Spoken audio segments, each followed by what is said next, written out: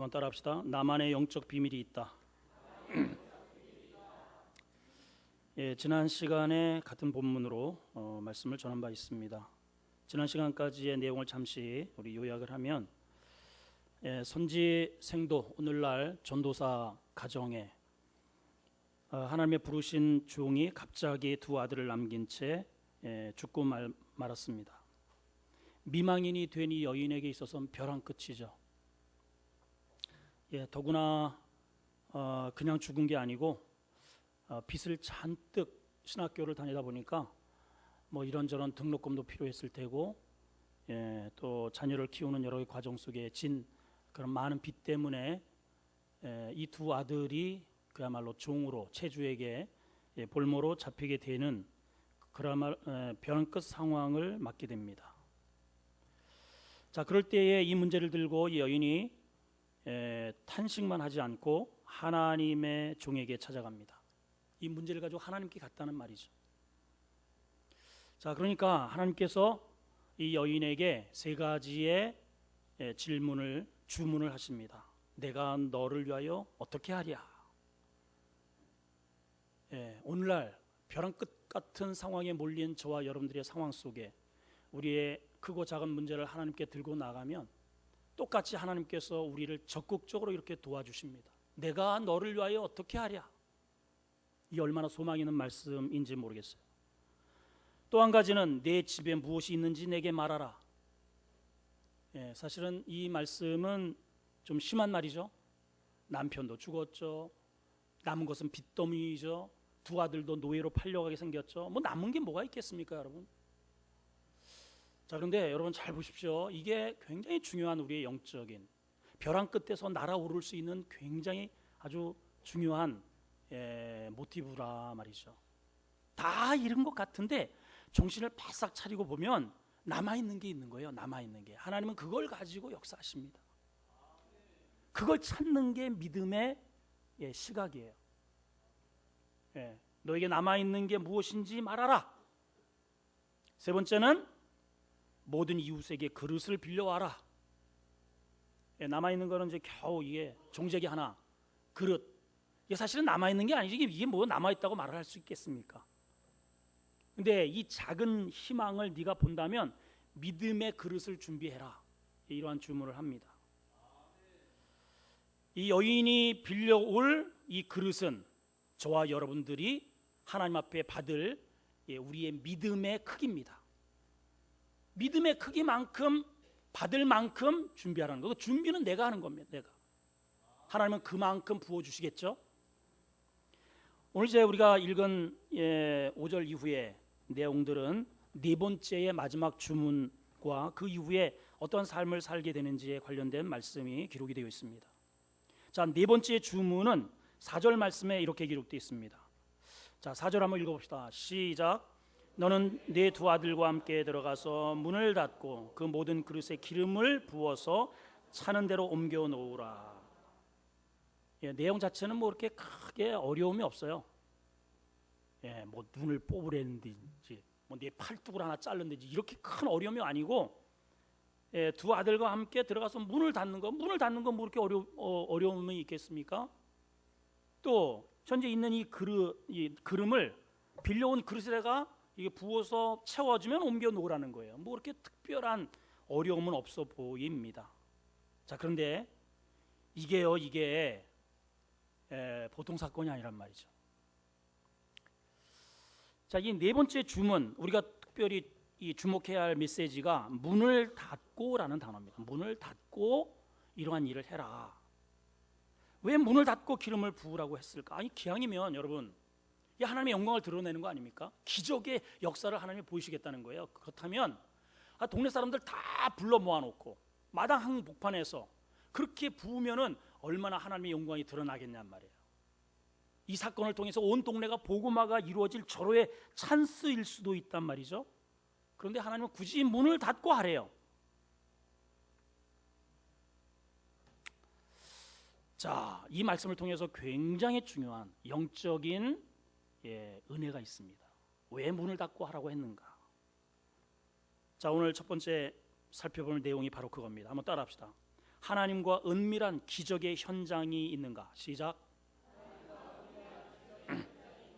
오늘 이 말씀은요, 이 여인과 아들, 두 아들에 국한되지 않고 이것이 역사 속에 대대로 저와 여러분들에게도, 우리 후대에게도 계속해서 어떠한 영적인 메시지를 주고 계시단 말이죠.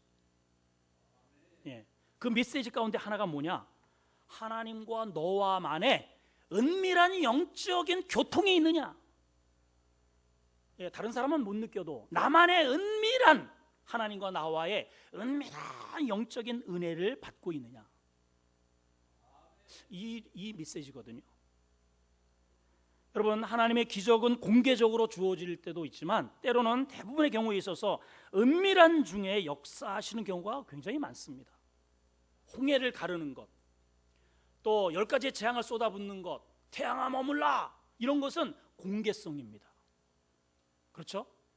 오병이어의 기적들, 이런 것들은 공개적으로 하셨지만, 그러나 때로는 하나님께서 은밀하게 한 사람 한 사람, 여러분, 이 성경 속에 가장 신구약을 쭉 만화해서 우리에게 가장 핵심되는 누가복음 3장 16절 말씀은요, 은밀하게 한 사람 놓고 그렇게 설교하신 니고데모에게 주시는 메시지란 말이에요. 천국을 갈 수 있는, 거듭나야 된다고 하는 이 놀라운 이 고백이 은밀한 중에, 밤중에, 그것도 혼자만의 그러한 은밀한 대화 속에서 이루어진 그러한 메시지입니다, 여러분. 자, 왜 이러한 신비로운 기적의 역사를 은밀한 중에 문을 닫고 이 두 아들과 여인만의 공간 속에서 하나님이 기적의 은혜를 베푸셨을까? 여러분, 여기에 굉장히 중요한 영적인 은혜가 있습니다. 그거는 뭐냐면, 첫째는요, 이 은밀한 중에 은혜를 체험하는 이 두 사람만의 이 특권은 오직 하나님의 그 말도 되지 않는 그 말씀을 순종한 사람에게만 주어지는 은혜이기 때문에 그래요. 믿어지면 크게 아멘 합시다. 예. 여러분, 예수님 당시에도 예수님을 중심으로 해서 수많은 허다한 무리들이 있었습니다.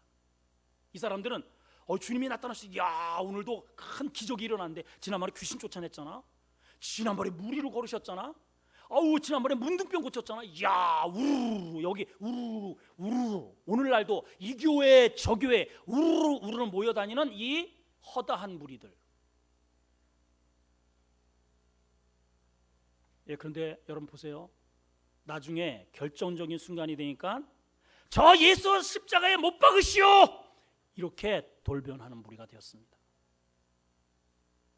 그러나 여러분, 은밀한 중에 자기 벽장 속에 들어있는 그 옥합을 가지고 자기의 그 은밀한 이 머리털을 풀어서 예수님의 그 더러운 발바닥을 막 문도대었던 이 여인에게 하나님 주님이 다가가셔서 받았던 그 은밀한 대화 속에서 이 여인은 어떻게 했느냐? 가장 먼저 예수님의 그 부활의 현장으로 뛰어가더라, 이 말이에요.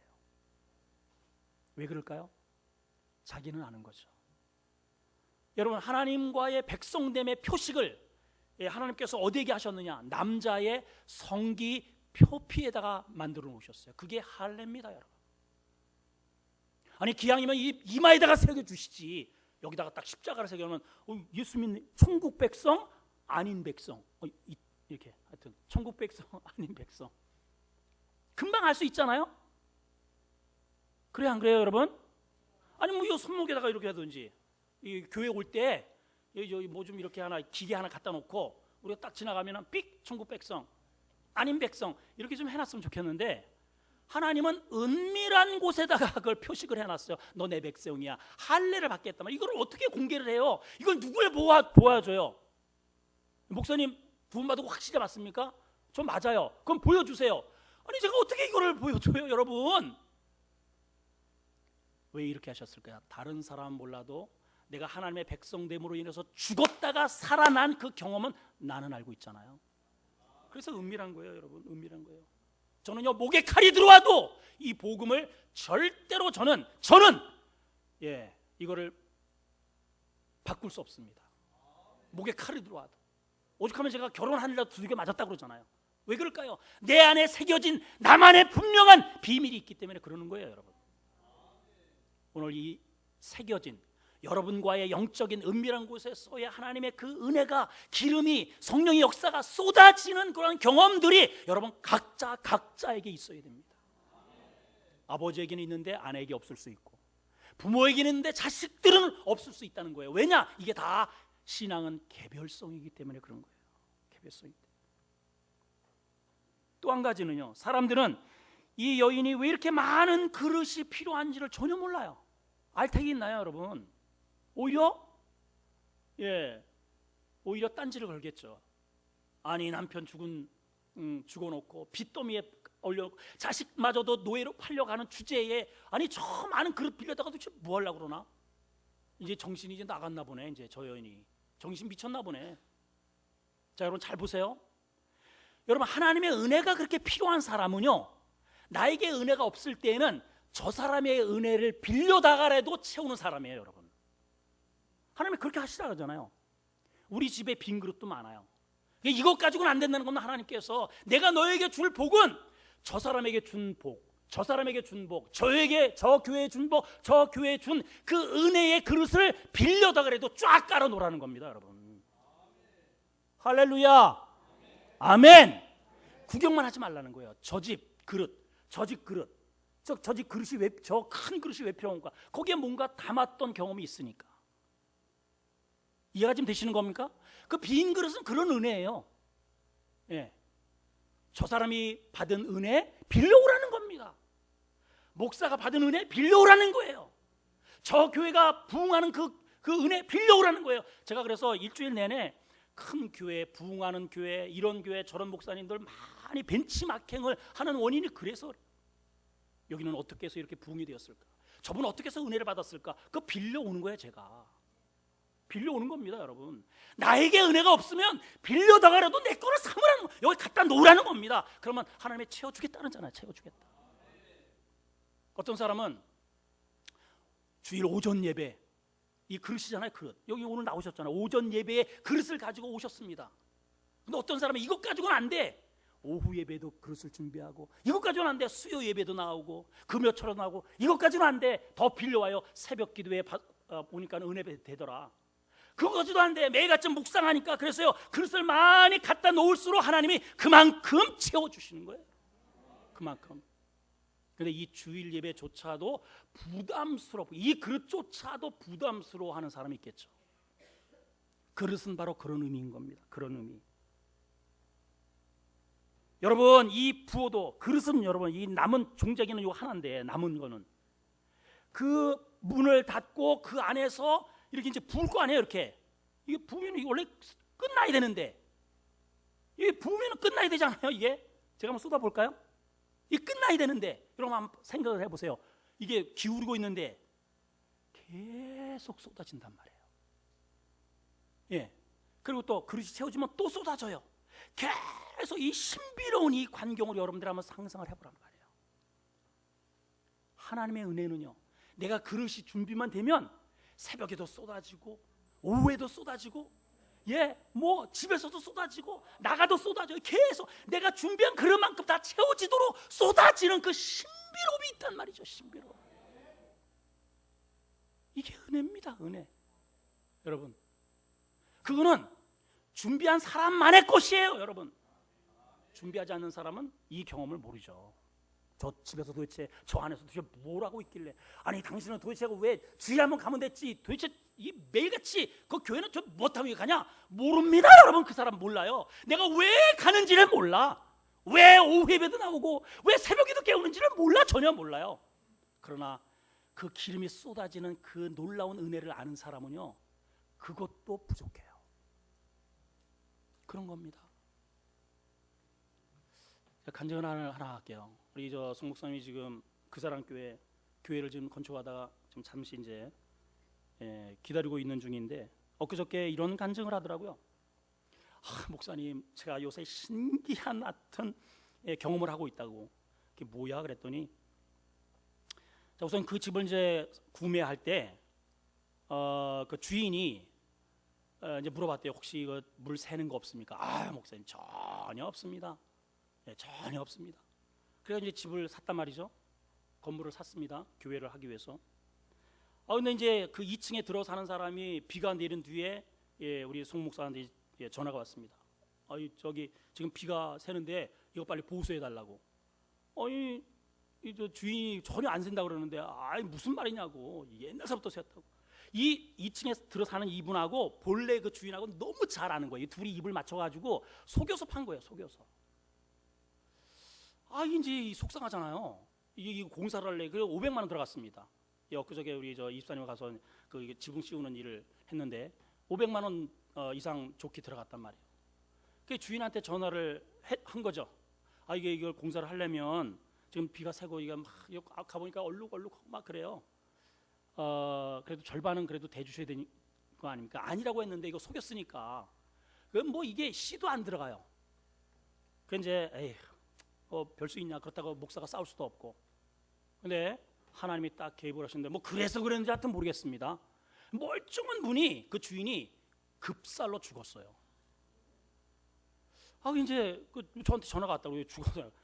어디 가냐 그랬더니 문상을 그렇게 사기당한 사람한테 왜 가냐 그랬더니 그래도 주인인데 가야죠. 야, 제가 이 속으로 훌륭하다. 그래서 제가 그랬어요. 저보다 뭐 10년 후배이지만은 참 그릇이 크구나. 여러분 같으면 가시겠어요? 나한테 사기 당한 사람 그거 잘 됐다 이러고서 이제 입 쩍쩍 다시겠는데 이분이 가서 문상을 하고 왔단 말이에요. 그리고 나서 이제 어떤 문제가 생겼냐면 그 1층에 사는 복덕방 복덕방이 아니고 뭐라 그래? 부동산 하는 분이 있는데 이 또 소문난 노랭이라 이분이 아주 이게 뭐 동네에 소문이 나서 요만큼도 손해를 안 보는 분이에요. 그러니까 이제 8월 달까지 이 집을 비워줘야 이 공사가 이제 진행이 되는데 교회를 해야 되니까 이가 뭐 씨알도 아니고 이사 비용 내놓으라는 거예요. 목사님 돈이 어디 있어요? 그 애를 태우는 겁니다. 애를 태우는 거 아이고 지금 저 돈도 없고요 목사님 어디 갈 데도 없고요 막 이러는 거예요. 그래서 하도 답답해가지고 하나님이 어떻게 해야 됩니까? 그러면서 지혜를 하나님이 주시는 지혜대로 진짜 그 안에 들어가서 자기의 사정을 얘기한 겁니다. 사실은 이 집을 살 때 그 얘기를 한 거예요. 이제 이 얘기를 나도 이렇게 손해를 보고 속아서 안 들어갈 돈도 들어가고 근데 갑자기 그분이 이렇게 돌아가실 줄 누가 알았겠냐고. 뭐 그래가지고 제가 가서 이렇게 문상을 하고 이렇게 왔는데 너무 마음이 아프다고 이제 자기도 이제 억울하다는 이런 쪽으로 이제 얘기를 했는데 이분이 이 이방 사람들은요 그런 거에 민감하거든요. 아주 그냥 그 얘기를 딱 듣더니요 헛기침을 하더니 목사님 제가 안 나가겠다는 게 아니고요. 제가 사정을 좀 한 2주만 기회를 달라고 그랬더니 2주가 뭐 일주일 만에 짐보따리 싸가지고 아무 얘기 없이 그대로 그냥 나가버렸어요. 본인만이 아는 하나님의 은혜의 기름이 부어지는 거죠. 그리고요 거기가 여러분들 가보시면 알겠지만은요 그 뺑뺑돌이 주택가입니다. 주택가 한 목판에 있어요. 그냥 그걸 까내야 되는데 그냥 따다다다다 이게 막 탱크 돌아가는 소리가 납니다. 거기에 웬만한 이런 얼마나 민원이 많고 뭐 예민한지 몰라요. 그런데 지금까지 공사를 하는데 일체 누구 하나 시시비거리가 없는 거예요. 하나님이 매일같이 은혜의 기름을 부어주고 계시다는 말이죠. 뿐만이 아니에요. 돈이 없잖아요. 애들한테 이제 저기 큰 아이가 지금 고등학교 2학년 뭐 중학교 이런데 얘들아 너네도 건축 공부해야지. 목사 딸인데 안 하면 되냐? 아빠 돈이나 주고 우리가 무슨 돈이 있어 막 이제. 근데 여기 봐요. 이제 거기 그 자매가 있어요. 아주 참 신실한 자매인데 자기 옥합을 깨가지고 1,000만 원을 헌금을 했단 말이죠. 이제 그 자매하고 어떤 사람하고 이렇게 집사하고 그 딸 둘하고 4명이서 가다가 어떤 차가 그냥 그대로 와가지고 옆구리를 그냥 들이받는 바람에 차가 그냥 쭈그러졌죠. 근데 이제 몸을 하나도 안 다치고 전부 다 보상이 나온 거예요. 저 100여만 원씩, 100원, 어떤 사람은 200만 원 이렇게 해가지고. 근데 이제 돈 탔으니까 어떻게 할 거야? 건축 헌금 해야지. 이래가지고요. 하나님이 또 그렇게 또 그 기름을 부어 주시더란 말이에요. 그렇다고 여러분 사고 뭐 그런 식으로 돈 벌 생각하지 마시고. 하여튼 얘기를 들어보니까요. 이런 일 저런 일 계속 하나님께서 부어 주시는 그러한 기름이 있더란 말이죠. 은밀한 하나님의 은혜가 있더란 말이에요. 막 입에 막 거품을 물고 얘기를 해요. 끝도 없어요. 여러분 이런 은혜가 있으십니까? 이런 은혜. 이 문을 닫고 하나님께서 나에게 쏟아주시는 이 은혜가 있느냐 말이에요. 이러한 은혜를 가지고 있는 사람은요, 벼랑 끝에서 떨어져 죽지 않고 날라요. 할렐루야! 이런 은혜가 있기를 축원합니다. 두 번째는요, 이 은혜는 준비한 그릇만큼 주신다. 시작. 은혜는 다시 시작. 은혜는 준비한 그릇만큼 주신다. 자, 6절 후반절을 한번 봅시다. 6절 5절서부터 한번 보시면 시작. 여인이 물러가서 그 두 아들과 함께 문을 닫은 후에 그들은 그릇을 그에게 가져오고 그는 부었더니, 자, 크게 좀 읽어봐요. 시작. 그릇에 다 찬지라. 여인이 아들에게 이르되 또 그릇을 내게로 가져오라 하니 아들이 이르되 다른 것이 없나이다 하니까 어떻게 됐어요? 그름이 그쳤더라.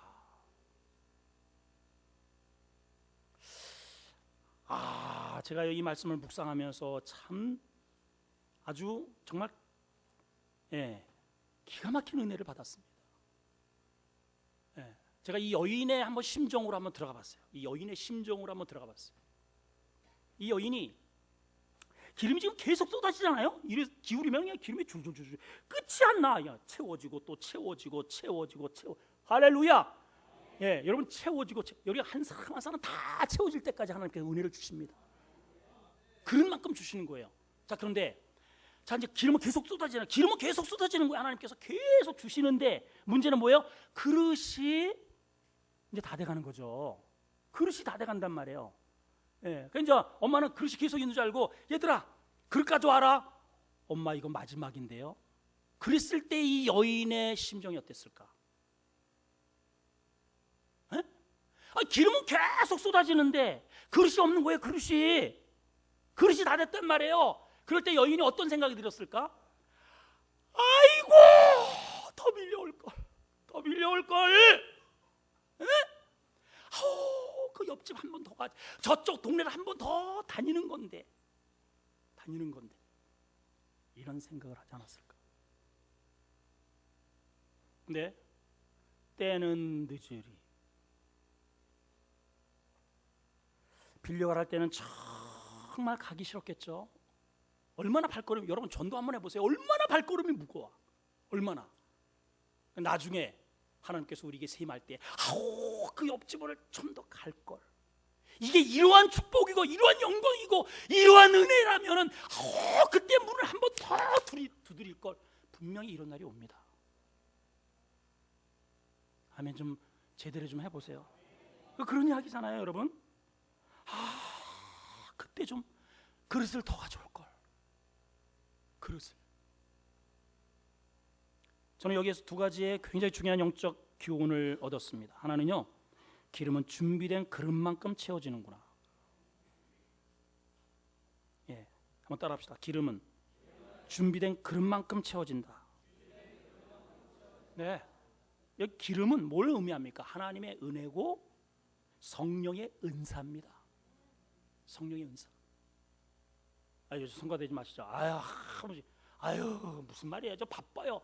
그릇조차도 없으면은 이 은사는 없는 거예요. 그냥 끝입니다. 그냥 하나님이 안 보여줘요. 교사를 한번 해보시죠. 우리 목장 좀 해보시죠.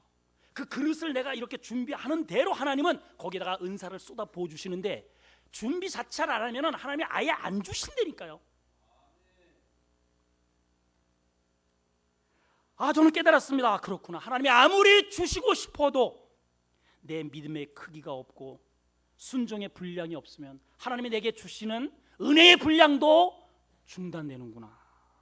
이것 아니겠어요, 여러분? 우리는 때로는 저 사람, 나와 저쪽 교회, 나 교회, 저 자녀, 우리 자녀 이렇게 비교할 때가 참 많아요. 그러면서 하나님 왜 나는, 왜 우리 자녀는, 하나님 왜 우리 교회는, 우리 가정은 왜 이 모양입니까? 하나님 왜 이 모양이기는 우리의 당신의 그릇을 한번 쳐다봐. 뭘 준비했는지. 종재기를 가지고 바닷물을 담고자 하니 이게 가당키나 하냐 말이에요, 여러분. 여러분들이 하나님의 은혜와 하나님의 복을 누리기를 원하신다면 여러분들의 그릇을 먼저 준비를 하시라 이 말이죠. 두 번째는요, 그릇을 준비할 때가 있고 기름을 받을 때가 있고. 한번 따봅시다. 때가 있다. 때가 있는 거예요. 지금은 어떤 때예요? 은혜를 받는 때입니다. 받는 때예요. 지금 쏟아지는데 잠깐만요. 하나님 잠깐 이거 스톱 중지. 제가 미처 그릇 준비 안 했습니다. 할 수 없음. 자, 지금 이제 선생님이 얘들아 오늘 시험날이다. 이렇게 시험지 나눠줍니다. 시험지. 어이 선생님 잠깐. 저 준비 안 했습니다. 저 공부 좀 하고 올게요. 할 수 없음. 공부할 때가 있고 평가받을 때가 있고 심을 때가 있으면 거둘 때가 있는. 거둘 때 잠깐 안 심었으니까 이제 심을 안 된다니까요, 여러분. 지금 저와 여러분들이 어떤 때냐? 지금 그릇 준비할 때입니다. 그릇. 여러분 열처녀의 비유를 잘 아시잖아요. 열처녀. 기름을 준비할 때가 있는데 준비할 그 때를 놓치고 자고 희희낙낙 엉뚱한 짓을 하니까 신랑이 와서 불을 켤 때 못 켜잖아요. 그럼 신랑이 유보됩니까? 아닙니다. 주님이 언젠가는 소리 소문 없이 나팔과 함께 이 땅에 오실 때 이 성령의 그릇을 준비하지 않고 은혜의 그릇이 준비되지 않고 구원받을 축복이 여러분 안에 이 믿음이 성립되지 않으면 그때는 때는 늦으리. 때는 늦으리. 또 한 가지는요. 우리 세 번째 이 말씀 통해서 우리에게 주는 굉장한 영적 결론적 메시지는 이제 빚을 갚는 삶을 살라 하는 거예요. 한번 따라합시다. 빚을 갚자. 7절입니다. 시작. 그 여인이 하나님의 사람에게 나가서 말하니 그가 이르되 너는 가서 기름을 팔아 뭐하라? 빚을 갚고 남은 것으로 두 아들과 함께 생활해라. 자, 두 가지 명령을 하셨어요. 하나님께서. 첫째는 빚 갚는 삶을 살아라. 두 번째는 생활해라. 생활해라. 여러분 우리는 이 여인은 그동안에 빚을 많이 졌잖아요. 빚을 많이 졌단 말이에요. 하나님의 은혜를 가지고 그 은혜를 가지고 뭐 하느냐? 뭐 하라고요? 하나님이 빚을 이제는 갚으라는 거예요. 빚 갚는 삶을 은혜를 받았으니 이제는 갚으라는 거예요. 갚으라는 거예요.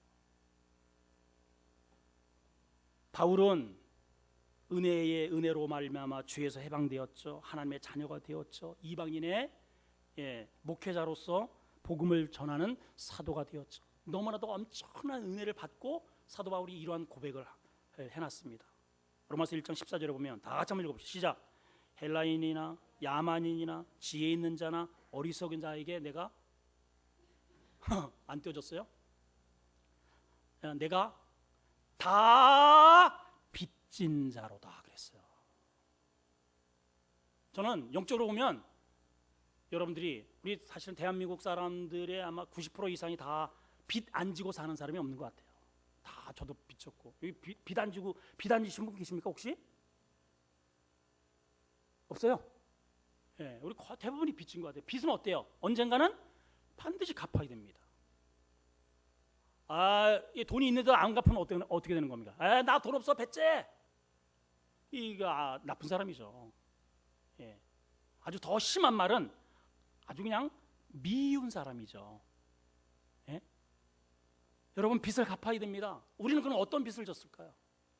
우리가 죄 가운데서 내 노력으로 내 애씀으로 하나님의 자녀가 도저히 될 수 없는 그러한 죄덩어리인 나를 대신해서 대속해 주시는 그 엄청난 사랑의 빚을 우리가 졌잖아요. 그렇잖아요. 내 대신 나를 살리겠다고 그 나를 지으신 그 창조주께서 이 땅에 오셔서 내 대신 그 사랑을 쏟아 부으셨으니 우리가 빚진 자 아닙니까? 빚진 자. 아멘. 그러니까 우리가요, 여러분 빚을 이제는 갚으러 갈 때 어떻게 해야 돼요? 어떻게 됩니까? 여러분 그동안에 쓸 돈이 없어서 나에게 돈을 빌려줬습니다. 돌아갈 때 빚을 가지고 돈 꽤나 있다고 하여튼 이렇게 하여튼 교만한 알고 에이 옛다 잘 썼어 이러고선 던져줍니까 여러분? 그런가 보네. 어떻게 대답들이 안 그러죠 여러분? 정말 감사합니다. 정말 잘 썼습니다. 이거 빌려주신 것 가지고 그 어려움을 잘 이렇게 해결하고 이렇게 성공했고 너무너무 잘 썼습니다. 그리고 돌려주잖아요. 그래요 안 그래요 여러분? 하나님이 우리에게 이거 몸 빌려주신 겁니다. 이거 우리의 이 시간들을 빌려주신 거예요. 내 마음대로 쓰면 안 됩니다. 재능도 그렇고 물질도 다 하나님이 잠시 이 땅에 쓰라고 하나님이 빌려주신 거 우리가 다시 돌려드려야 돼요. 그 사람 죽으면 돌아가셨다 그래요. 돌아가는 겁니다. 하나님께 돌려가는 거예요. 우리가 하나님께 어떻게, 여러분 빚 갚으러 온 분들입니다 여러분. 그러니까 표정을 그렇게 두꺼비 뭐 파리 잠버듯이 이렇게 빚 받으러 온 분처럼 그렇게 앉아 있으면 안 되고 정말 좀 그런 표정을 좀 지으셔야 돼요. 그런 표정을. 예? 여러분 빚을 갚으러 오신 그러한 겸손함으로, 예? 좀 은혜를 사모하는 마음으로 그렇게 예배를 드려야 한다는 것이죠. 여러분 두 번째는요, 너와 내 두 아들이 생활해라. 자 이제 보세요. 벼랑 끝에 서 있었던 이들의 생활, 어떤 생활이었습니까? 생활이 아니죠. 생활이 아니에요. 말이 아닙니다. 그러나 지금은 이제 생활하래요. 무엇으로 생활해야 됩니까? 오늘 여기 한자가 이렇게 딱 기록되어 있습니다. 남은 것으로. 한번 따라합시다. 남은 것으로. 뭐가 남았어요 여러분? 여러분 남편이 죽고 그리고 미망인이 된 상태에서 그 상태는요, 하나님께 이 문제를 들고 나가 은혜 받기 전의 상황은 남은 것이라고는 남편 없는 미망인이 남았고, 빚도 없는 위가 빚이 남았고, 자식들이 노예로 팔려가는 고난과 역경만 남았어요. 그런데 이 문제가 하나님의 은혜 가운데 기름이 부어진 이후에 남은 것은 은혜가 남았고, 축복이 남았고, 미래가 남았고, 영광이 남아있는 거예요. 영광이. 할렐루야. 저와 여러분들이 하나님의 말씀과 예배를 통해서 받은 그 은혜를 가지고 여러분 우리가 빚 갚는 삶을 먼저 이웃을 그렇게 섬기고 남은 것으로 나와 우리 교회와 여러분 가정과 자녀들이 그 은혜로 사는 겁니다. 은혜로. 할렐루야. 여러분 이 가운데 저는 세 가지의 독특한 이후의 삶을 어떻게 살았는지가 말씀을 통해서 깨닫게 됩니다. 첫째는 그릇을 빌리러 갈 때와 그리고 돌려줄 때의 자세가 달랐겠구나. 빌려갈 때에는 고개 숙이죠. 창백하죠.